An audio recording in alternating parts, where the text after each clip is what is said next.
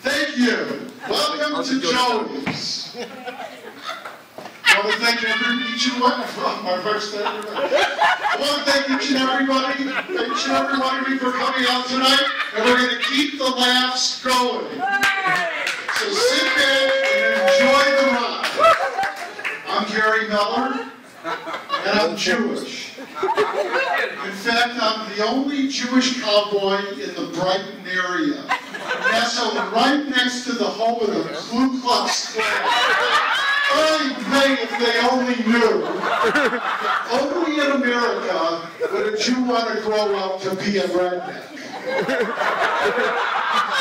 Someone once asked me what happens when you cross a redneck with a Jew, and I told them it's someone who tries to pull their horse trailer with a Corvette. I since bought a Ford 150 tough truck.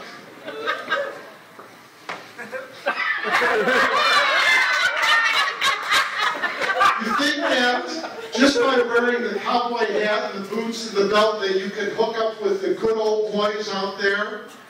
No, because every time I go riding with them, there's like a verbal test that you have to take.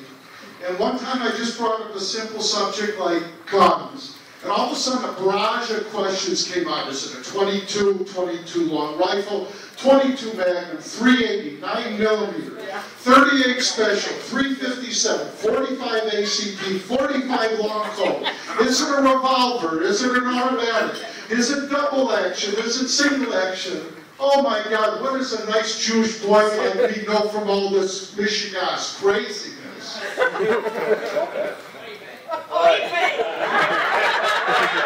Another comedian. So, by night, I may look like a Kenny Rogers lookalike, but during the day, I'm a professional photographer. I photograph the biggest day in a man's life, the day he loses everything. Some people say that I take wedding pictures, but the inside joke amongst the photographers is that they're pre-divorce pictures. I looked into the eye of many a groom and saw the look of a person who was just sentenced to death. Especially when he goes to marry a bridezilla. Bridezilla is a woman with a personality similar to a Tyrannosaurus Rex. She knows what she wants, and she's willing to kill for it. I've seen her take a full-grown man and bend him into a fetal position with just that look. You know that look? Oh, please don't look at me like that again. I won't do it. In fact, I heard rumor that the dog whisperer was once a professional photographer. And he decided to go after a gentler clientele, pit bulls and Rottweilers. With this type of a woman, it's all about me, me, me, me, me. It's my ring, it's my veil, it's my dress, it's my grand entrance, it's my wedding. And so I try to imagine in my mind, how does this woman wake up every morning and a scene out of Snow White and the Seven Dwarfs, the Wicked Witch came to mind? Mirror, mirror on the wall, who's the fairest of them all? And all of a sudden she answers, it's me, I got this ring for free. When it comes to measuring carats, it's bigger than a 3. That must be my mother-in-law. So they have special bridal salons that cater to a woman with this kind of an ego, with massive, wonderful doors, fancy lighting and mirrors that make you look skinnier. They have hundreds and sometimes thousands of dresses to try on. And every time she comes out with a certain choice, it's almost like the Brightmoor Tabernacle Choir comes out singing, Hallelujah. And all the salespeople go, ooh, ah, and the champagne and the cappuccino keep flowing. And when she picks that final dress, the seamstress comes out with her old world European accent.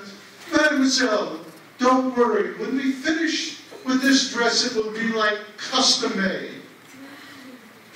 Okay, but when it comes to the groom, go out to your local neighborhood rental place and rent you a tuxedo. You walk in, there's no big doors, it's dark and dingy.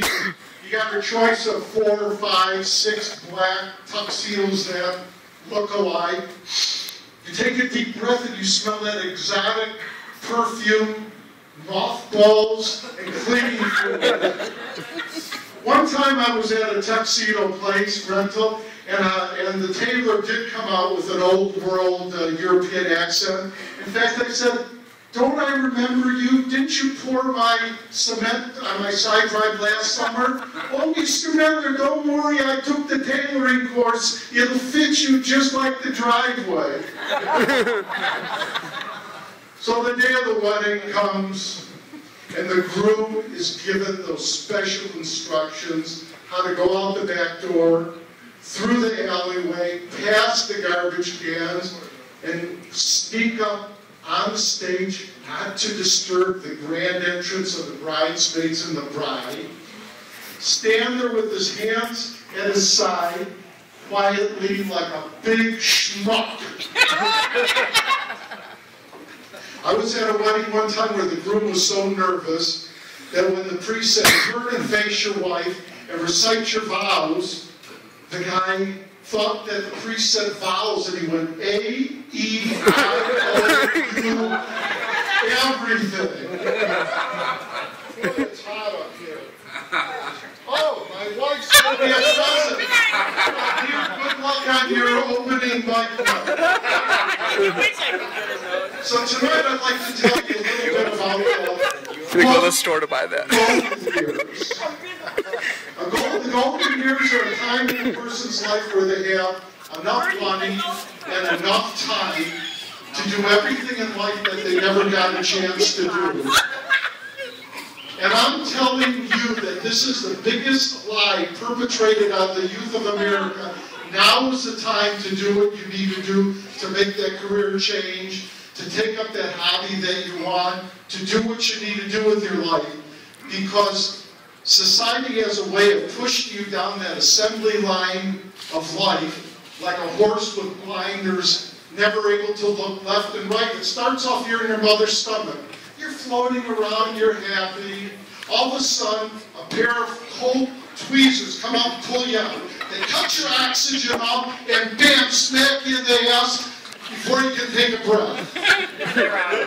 You're happy to sit in your high chair and eat your food with both hands and smear it, and all of a sudden they come along with a fork and a spoon. You're happy to poop in your diaper and swish it around. And warm and loving parents turn into Nazi Gestapos. You will make a pee-pee in the toilet, we got ways to make you come out of it. You're told to eat your food so you can be big and strong, so you can go to high school and do well to get in a good college, to get a good profession, to make a lot of money, to buy the big house and get the beautiful wife, and have those children, and you're on that assembly line, carpooling, dance lessons, sports on the weekends, races, overtime, no time for yourself. And then 20, 30, 40 years pass, and the boss calls you into his office one morning after you become an expert in your field and says, "You know something? We have a young person who can do your job for half the price. Go out and enjoy those golden years. Go retire."